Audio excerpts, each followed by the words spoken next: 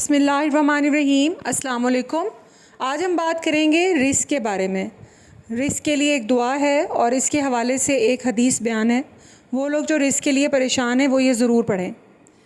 ایک صحابی خدمت اقدس میں حاضر ہوئے اور عرض کی، یا رسول اللہ صلی اللہ علیہ وآلہ وسلم، دنیا نے مجھ سے پیٹھ پھیر لی۔ فرمایا، کیا وہ تسبیح تمہیں یاد نہیں جو تسبیح ہے ملائکہ کی اور جس کی برکت سے روزی دی جاتی ہے؟ خلق دنیا آئے گی تیرے پاس ذلیل و خوار ہو کر، طلوع فجر کے ساتھ 100 بار کہا کر، سبحان اللہ و بحمدہ، سبحان اللہ العظیم عظیم و بحمدہ، استغفر اللہ۔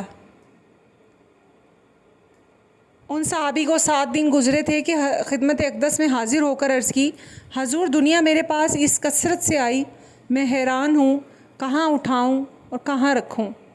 حدیث نمبر 5100۔